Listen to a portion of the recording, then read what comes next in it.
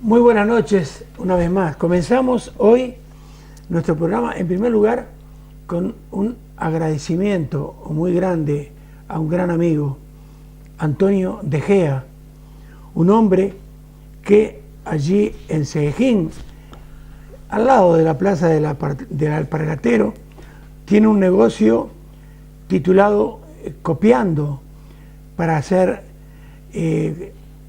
fotocopias, sobre todo de libros para los estudiantes.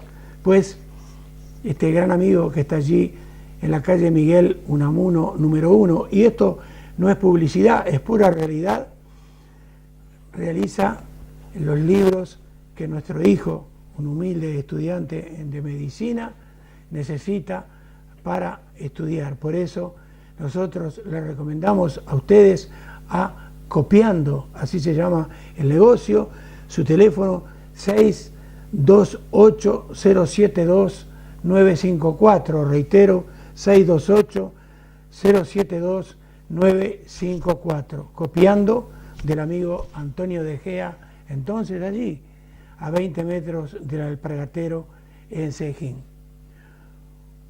Hoy vamos a hablar con nuestro gran amigo, otra vez, como siempre, al que no le gusta que nosotros le pongamos títulos, don Marcial García.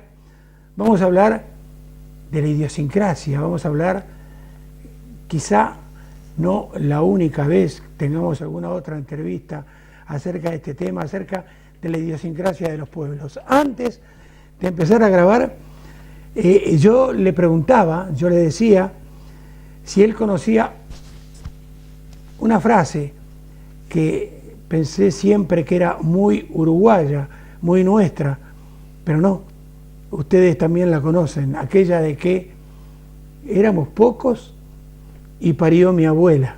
¿Y por qué les digo esto? Porque evidentemente a España en estas últimas décadas han llegado gente de muy diferentes lugares de la tierra, con rasgos, con distintivos, con diferencias totales con respecto, evidentemente, a ustedes los españoles, o sea, con distinta idiosincrasia. Por eso, la primera pregunta que nosotros le queremos hacer hoy a Marcial es que nos defina, buenas noches Marcial, buenas noches, que nos definas entonces qué es la idiosincrasia y a qué se refiere esta palabra. Bueno, pues todas las palabras tienen su significado. Esta concretamente procede de unas palabras griegas, unos prefijos, y no siempre está bien traducida.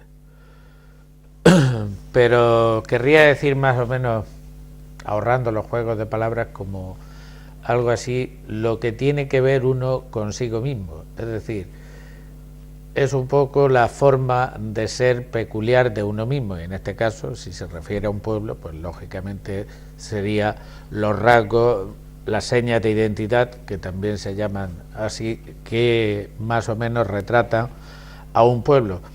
Diríamos que en buena parte, si nos quedáramos solo en eso, sería más o menos como muy somero, pero sin embargo el sentido de la idiosincrasia es un sentido mucho más profundo. No es solo cómo nos ven los demás, sino en realidad cuáles son los caracteres básicos de la cultura, de la manera de ser, de la manera de entender el mundo que tienen los pueblos. Si al ser un colectivo pues se pudiera hablar de esa seña de identidad. Ya la personal de cada uno pues vendría a ser pues la personalidad más pura y más en estado, valga otra vez la expresión puro, más completa en sí mismo. Es que es un término un poquito, pasa como preguntarle a alguien, incluso los que tienen mucha facilidad de palabra, que defina qué es una escalera de caracol con las manos atadas a la espalda. Resulta un tanto, todo el mundo, desde el arquitecto al más sencillo de las personas, siempre dice pues una escalera que hace así. Idiosincrasia, sí. Bueno, vamos a dejarlo ahí. Ahora, Marcial, estabas hablando y yo estaba pensando en una palabra que en este caso es muy importante, yo diría tolerancia. ¿Por qué? Porque evidentemente, reitero, en las últimas décadas han llegado a España gente, bueno, del resto de Europa, sobre todo de Europa Oriental, gente del norte de África y de más abajo también, asiáticos, en fin, con una idiosincrasia totalmente diferente a la española. Entonces, hay algo que es muy importante, pienso yo, la tolerancia. ¿Qué pensás de esto? Realmente los españoles, si tuvieran un poco de memoria histórica, no necesitarían echar mano de la tolerancia, porque tolerar qué, si no, simplemente si conociesen su propia historia, si los pueblos se conocieran más allá un poquito de las puertas que cierran sus murallas, no siempre las murallas son de piedra, son de otra clase, otro tipo mucho más difícil, pues no necesitaría de tolerancia de ninguna clase. Somos el mundo es un barquito en el que, aunque vayamos varios millones, miles de millones de personas montados dentro, tenemos todos el mismo rumbo, y aquí o llegamos a la meta o llegamos al puerto todos, o nos vamos, como dicen ustedes por allá, al carajo, también todos juntos. Entonces, menos tolerancia, más conocer la propia historia, porque los españoles, los hispanos en general, españoles, portugueses, somos fruto de algo tan maravilloso como es el mestizaje. Hay que echar la vista un poquito atrás, y desde los primeros noticias históricas que tenemos, pues bueno, la península hay unos pueblos que podríamos llamar autóctonos, que tampoco eran originarios de aquí, todo el mundo sabe, y a estas alturas de la vida no creo que es preciso que lo digamos a nuestros espectadores, que la cuna de la humanidad está en África, está concretamente en la depresión del Rif. Luego todos hemos sido inmigrantes en alguna ocasión, o emigrantes, depende de qué lado de la mesa nos pongamos para aplicar la palabra. Entonces no creo que, pues desde esos tiempos históricos, como te decía, en la península, la población que pudiera haber más antigua, pues empieza a recibir aproximadamente unos 2000 y pico años antes de Cristo, gentes que vienen del Mediterráneo, gentes que coinciden con los movimientos que se llaman los pueblos del mar, que algunos de esos pueblos les conocemos con su nombre propio, los iberos, por ejemplo, por eso llamamos península ibérica. Los iberos vienen ni más ni menos que del Cáucaso.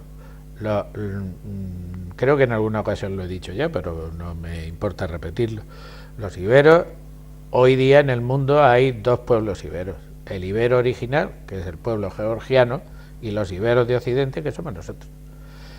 Pero es que sobre el siglo VII a.C. había una población judía importantísima, y no me lo invento yo, lo dice la propia Biblia. El rey Salomón manda con la gente de su suegro, el rey Girán de Tiro, y lo tenemos constatado en Gadir, que es la actual Cádiz, pues población judía desde... Pero es que después pues, vienen pueblos también de la zona norte de Europa, pueblos de origen céltico. Hay una mezcla tremenda. Esa tontuna que nos enseñaban pues en los primeros tiempos en que empieza a institucionalizarse en la escuela la enseñanza de la historia, una historia, por cierto, terriblemente manipulada por unos y por otros, en donde te decían aquella simpleza de que llegaron por el norte los celtas, que eran altos y rubios, y por abajo llegaron los íberos, que eran bajos y morenos, se juntaron y dieron los celtíberos. No se puede decir en menos cantidad de palabras más aberraciones históricas, no mentiras, sino aberraciones históricas.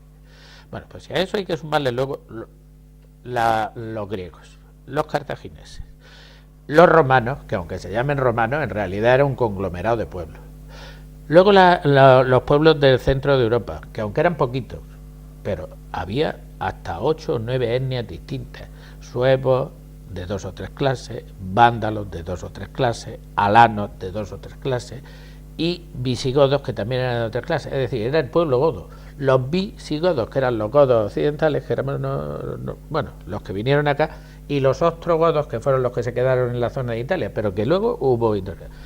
Pero es que no digamos cuando se produce la invasión musulmana, eso tan manío que decir cuando los moros o los árabes vinieron, ni moros ni árabes, es un grupo de pueblos, un conglomerado de pueblos que les une la religión y el idioma. La religión el Islam y el idioma el árabe, pero que son sirios, son yemeníes, son egipcios, son bereberes, son...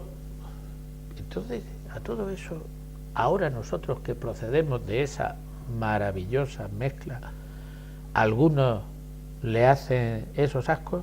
Pues ya que empezabas con un refrán, vamos a decir otro, aquel refrán castellano que dice: ni sirva a quien sirvió, ni mandes a quien mandó. ¿Cuánto moratallerito? Y bueno, y algunos más del noroeste, que sé que nos ven en más sitios de moratalla, cuando tuvieron que arrear y cruzar las fronteras, unos por cuestión política y otros por cuestión pura y simplemente económica, cargados con maletas de cartón o de madera atadas con cuerdas o con tirajos, y al llegar allá les llamaban españoles de mierda, ¿cómo se les quedaba el cuerpo? Y ahora sabes cómo muchos de esos pagan, diciendo los negros asquerosos estos, los moros de mierda. Claro, a esa gente, yo suelo ser una persona tolerante, no, pero cuando alguien en mi presencia oigo algo parecido, no me callo. Esto no me lo invento yo, porque lo viví. Marcial nos acaba de hablar, nos acaba de mencionar a los árabes, a la religión islámica. Tuvimos la suerte, reitero, la suerte de vivir en países puramente árabes como los del Golfo Pérsico. Y allí hay muchísimas iglesias cristianas. Son totalmente respetados los cristianos que van a misa los domingos o que van durante toda la semana o lo que sea, respetando, digamos, las tradiciones, respetando en este caso la religión que cada uno lleva de su tierra. Porque, por ejemplo, por supuesto conocí mucho argentino, mucho ecuatoriano también, mucho uruguayo que estaban por allí, católicos, e iban a la iglesia. Y hay iglesias en Arabia Saudita, hay en Qatar, hay en Emiratos Árabes Unidos, en todos esos países. Entonces, Marcial, por ejemplo, aquí hay colegios en que, por ejemplo, han prohibido a niñas llevar el velo, el pañuelo, a clase. ¿Por qué? Porque están respetando sus tradiciones. Entonces, mi pregunta es, ¿qué importancia tienen entonces las tradiciones en la idiosincrasia de un país? Pues depende de cómo sea ese país. Hay tradiciones que lógicamente son señas de identidad, y lo mismo que bueno, pues el idioma es una de las más importantes, pues la religión en muchos de los pueblos pues es también una parte importante. Lógicamente, desde el punto de vista de una persona que entienda, que sea respetuosa con las ideas de los demás, pues estaría el respeto a esa peculiaridad. Lo que ocurre es que hay mucha gente que no lo es y presta y pone como digamos como excusa de su comportamiento el comportamiento del otro lado, porque efectivamente hay un Islam que es tolerante. El Islam que hubo en la península en los primeros tiempos era tremendamente tolerante, y algunos de esos países efectivamente son tremendamente tolerantes en ese sentido. Lógicamente, otra cosa muy distinta es que un musulmán intente convertirse al cristianismo, que esa ya sería otra. Al cristianismo, al judaísmo, a cualquiera. Y eso que son las tres religiones del libro, es decir, las tres religiones de un solo Dios, monoteístas, y que se respetan. Pero vamos a ver, si uno tiene respeto a las personas, al que tiene enfrente, y el de enfrente tiene respeto hacia ti, pues una de las cosas que debe de tener la ley, en este caso las constituciones, es ser lo suficientemente tolerante para que no haya discriminación, como dice el artículo 14 de la nuestra, que no se pueda establecer ningún tipo de diferencia o de separación por razones, entre otras, las de religión, o credo u opinión política. Entonces, pues sería una cosa. ¿Qué es lo que pasa? Que claro, en muchos de esos momentos, pues detrás de ese velo no está la voluntad de la persona que la lleva. Está la voluntad de unos padres que quieren obligar, o de un marido. A ojos de Occidente, eso, pues a lo mejor no lo entienden. Bueno, pues yo ahí ya no voy a entrar. Eso, allá cada persona con su propia conciencia, pero creo que lo más importante es el respeto integral hacia las personas, hacia su manera de ser y hacia su manera de pensar, siempre y cuando esa manera de ser y esa manera de pensar sea una manera de ser y de pensar razonable. Hombre, yo no te puedo respetar a ti si tu manera de ser y de pensar es ser un asesino crudelísimo y un agresor de determinada especie. Pues entonces yo no te puedo respetar a ti. Pero si tú eres una persona respetuosa y tolerante, pues es lo menos que yo te puedo hacer es pagarte con la misma moneda. Sabes que nosotros trabajamos en clase, pues trabajamos con una opción que se llama Educación para la Ciudadanía, que por cierto, según los planes de los señores que nos gobiernan, tiene los días contados. Con esa opción lo que se pretende es formar, lo que dice, a los ciudadanos, sin mirar ni de dónde, ni cómo piensan, ni cómo no piensan. Pues una de las cosas que más se practica en ese tema es poner ejemplos, digamos, un poco chocantes en el sentido exacto de la palabra que produzca choque, y decir, métete tú en la piel de esa persona. Entonces, a ver cómo reaccionas tú. Es que si yo viviera en Arabia Saudí, por ejemplo, me gustaría a mí, que soy niña, no evidentemente marcial, sino en la persona que acabo de meterme, que me obligaran a llevar velo. Pues no, porque mi costumbre, mi tradición me dice que yo voy más guapa con mis pelitos al aire y me gusta además pues llevar, pues, entonces, lo mismo que existe esa, digamos, limitación para que las que son occidentales en esos ambientes, es que mucha gente dice, sí, pero por ejemplo en las mezquitas, oye, usted no vaya a la mezquita, usted es musulmán, se tiene que atener a las normas musulmanas. Usted es cristiano, ¿de cuál de las muchas sectas del cristianismo? ¿Usted es ortodoxo? Pues antigüese así, que es como se hace en la iglesia ortodoxa. ¿Usted es católico? Pues antigüese así, que es como hacen los católicos. Pero usted no quiera, si es católico, en medio de misa, ponerse a rezar un versículo del Corán en voz alta. No por nada. Estás dirigiéndote al mismo Dios, pero estás interfiriendo. Si tú eres musulmán y quieres hacerlo en voz alta, pues ve a la mezquita. Tú eres cristiano y quieres hacerlo en voz alta, ve a la iglesia. Tú eres cristiano, creyente y tolerante en la mezquita, también te diriges a Dios y Dios también te escucha. Pues lógicamente, si rezas la oración en árabe, pues no te va a pasar nada. Si la rezas la oración en tu lengua a boquita cerrada, tampoco te va a pasar nada. Dios te va a escuchar y los que están rezando en su lengua, que es el árabe, tampoco les va a sentar mal que tú estés rezando.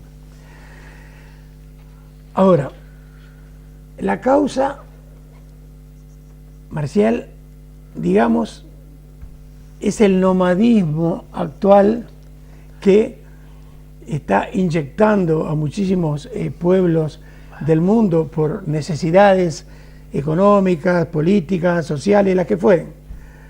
El efecto entonces es una globalización, en el sentido que vayas al lugar donde vayas, vas a encontrar etnias diferentes. Entonces, la pregunta sería entonces, esa globalización, ¿qué efecto entonces tiene sobre entonces las tradiciones de esos pueblos?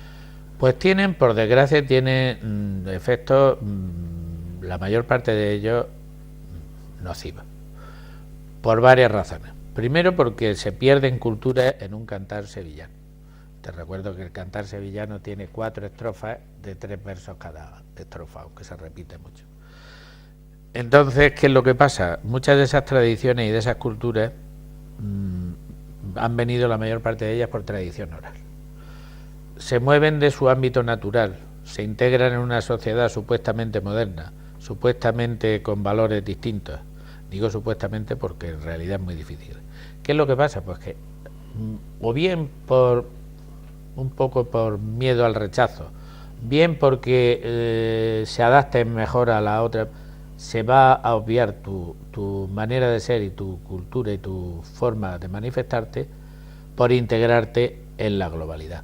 Pero es que esa globalidad, al fin y a la postre, si se ha hecho con un mestizaje, pues habría un entendimiento global general basado, pues, en principios muy elementales. Y luego existiría la riquísima variedad cromática que tienen los colores. Tú te imaginas un mundo con 2 o con 3 colores nada más, lo horroroso que sería.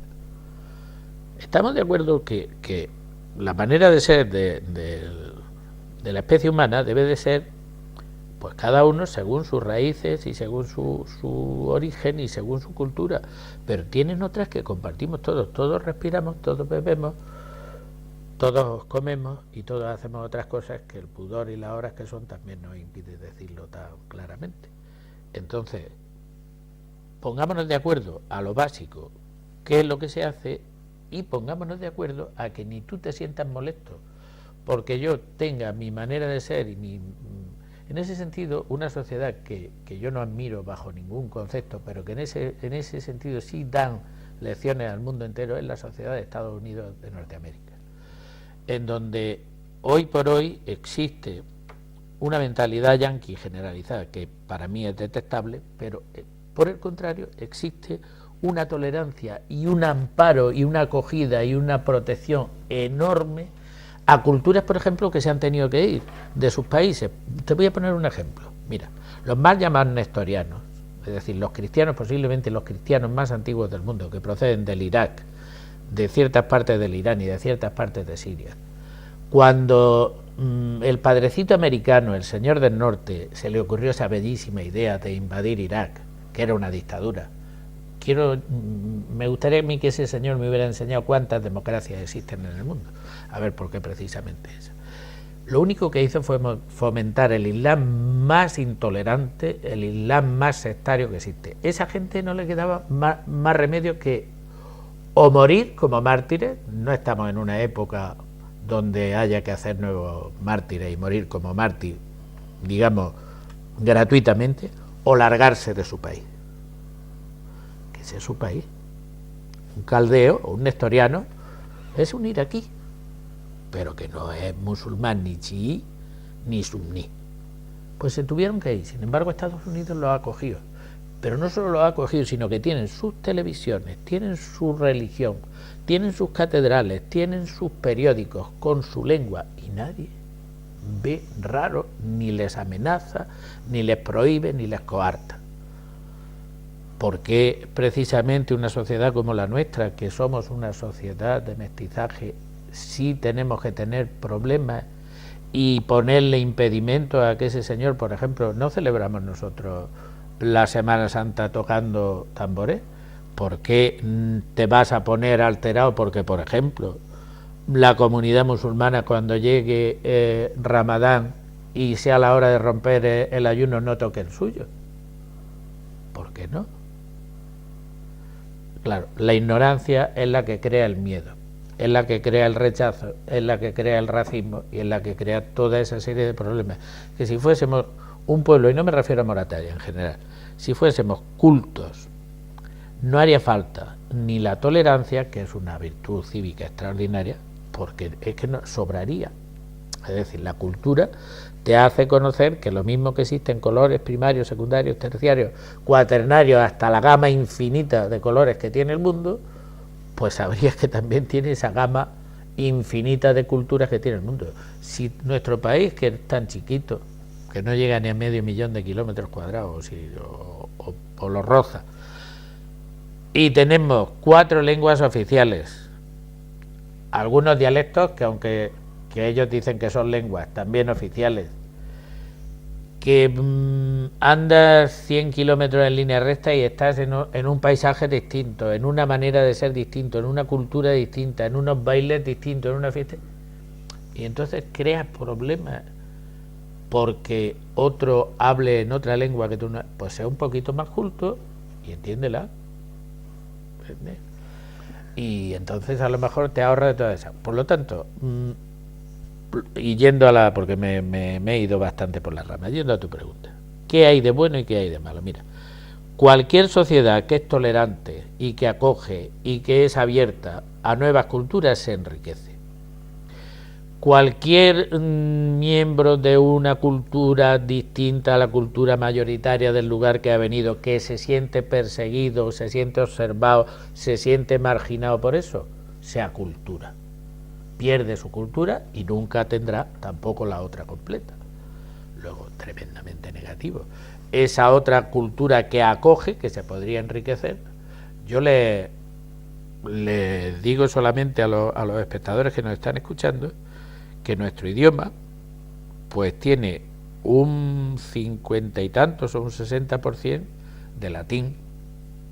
Como yo le digo a mis niños, nuestra mamá, Roma, nos dio un 50 y tantos, un 60, vamos a subirle un 65%. Pero nuestra abuela Grecia nos dio un 15, un 20 e incluso en determinados campos hasta un 60, porque los campos de la ciencia, del arte, de la tecnología, el 60 o el 70% de las palabras son griegas.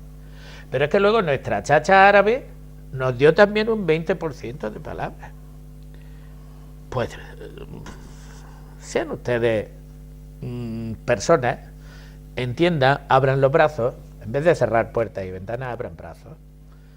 Y verán cómo se enriquecen ustedes, y verán cómo su cultura aumenta, y verán cómo la gente que ha tenido que salir de su casa, que no creo que lo hagan muy voluntariamente, cuando son grupos, porque yo, que como diría un señor al que yo apreciaba mucho, don Ramón, yo no soy liebre sin término, yo soy liebre, perdón, sin término, pero lo hago gustoso. Pero si yo algún día tuviera que irme por obligación de mi tierra, porque me hicieran imposible la vida o porque me faltara el sustento, yo tendría una llaga gordísima por dentro, no sé en qué zona, ¿eh?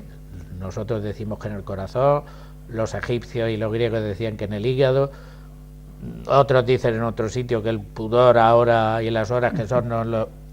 Pero tendría algo muy gordo. Entonces vamos a pensar, vamos a ponernos en la piel del otro y vamos a intentar entender qué es la idiosincrasia de los demás, que no es un arma arrojadiza, sino que puede ser una herramienta muy buena de enriquecimiento mutuo, porque si tú también tienes la tuya, como dice el derecho romano, do ut des, te doy para que me des. Marcial, dígame. Hay otro refrán. Esta noche estamos refraneros, que yo diría así, nos van a tirar. Este es mutuo, porque tanto en el Río de la Plata como acá, la gente dice, dime con quién andas y te diré quién eres. En otras palabras, dime con quién deambulas por allí y entonces te diré tu idiosincrasia. Para mí, eso es realmente cruel si lo estudiamos a fondo. ¿A vos qué te parece? Todo lo que sea marginal, por supuesto que me parece cruel. Todo lo que sea compartir, me parece extraordinario. Y si además lo haces con ilusión, en ese sentido, vosotros, la gente del Río de la Plata, ya no hago la más separación de fronteras, pues en eso estáis dando un buen ejemplo, y no quiero decir que sea el paraíso perfecto de la convivencia, pero perfectamente. Hablábamos antes a micrófono cerrado del Papa argentino que es italiano, pero es que Nalbandián es el tenista argentino que no es argentino, que es armenio por parte de padre, pero es que por parte de madre creo que es judío. Y la mayor, por ejemplo, el mayor contingente que existen de cristianos maronitas fuera del Líbano, que es su patria natural, pues está, creo que, no sé si es en Argentina o en Brasil. Entonces, otro ejemplo, claro, ha sido una desgracia porque han tenido que huir por persecuciones, Pero el caso de los armenios. Armenia es uno de los estados más antiguos del mundo, el estado cristiano más antiguo del mundo. Tienen el cristianismo como religión oficial desde el año 301. Pues en Armenia, en la República de Armenia, vive, no creo que pasen de los 4 o de los 5 millones. Y fuera de la República de Armenia hay mínimo 8 millones de armenios. Es decir, más en la diáspora, y no digamos, pues por ejemplo, el pueblo judío. O los palestinos. Pueblo palestino, que por cierto, los palestinos no son todos musulmanes. Hay muchísimos palestinos que son cristianos ortodoxos, que son cristianos de rito bizantino obedientes a Roma, que son cristianos sirios jacobitas, que, es decir, hay mucha variedad. Incluso hay drusos, que es una especie, lo mismo que en el Líbano. Entonces, cuando esas culturas que se van a otro sitio, en el lugar que van, son bien acogidas, no solamente no les ocurre ningún problema, no solamente no es un peligro para la nación o para la cultura que acoge, sino que es un motivo de enriquecimiento. Entonces, pues yo creo que nosotros debíamos de darnos cuenta de eso, recordar un poquito de nuestra historia y saber qué bien nos puede resultar. Para terminar, hablaste de Armenia, precisamente de su capital, Ereván. Hace algunos años atrás vinieron a Montevideo, a Gob. Te saludo, a Gob, a ti y a tu hermosísima familia, porque sé que en Montevideo, Uruguay, nos vas a estar viendo a través del canal argentino, por internet, que nos sigues. Y la verdad que tú, Agob, sabes perfectamente bien que Montevideo y Buenos Aires también está lleno de familias armenias que han ido hacia nuestras costas y allí están viviendo y haciéndole muchísimo, pero muchísimo bien a nuestro país. Para terminar, entonces, como última pregunta acerca de la idiosincrasia, ¿cuáles pueden ser entonces, Marcial, las ventajas y las desventajas de uno querer, digamos, aferrarse a su idiosincrasia, vaya a la laguna que vaya a vivir? Bueno, antes de contestar a tu pregunta, como veo que por lo visto, por lo menos algún armenio nos va a oír, pues desde aquí mi simpatía mayor, porque además de conocer bastante bien la historia y la religión, el cristianismo más puro posiblemente, porque es uno de los más antiguos que exista de los armenios, les tengo una especial simpatía, porque Armenia ha sido un pueblo mártir desde hace mucho tiempo. A alguna gente se le olvida que aún no hace 100 años,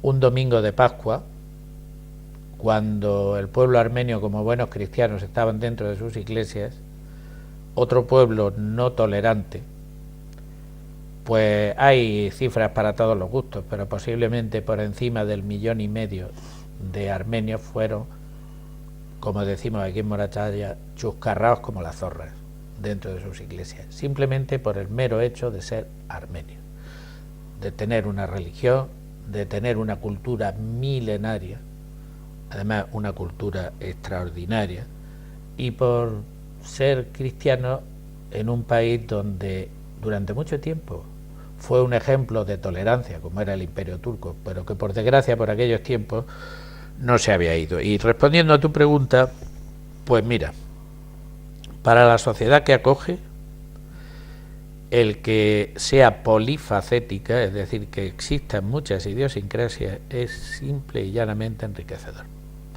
Para el que se aferra a ellas con uñas y dientes sin ser agresivo hacia la idiosincrasia del pueblo que lo acoge, bueno, porque estás manteniendo tu propia identidad. Seguro que no tendrás que ir mucho al diván del psicólogo. Para los que no tienen muy claro qué representan sus señas de identidad y por lo tanto su idiosincrasia, el gravísimo peligro de perderla. Un pueblo sin raíces, un pueblo sin cultura, un pueblo sin idiosincrasia es un pueblo muerto.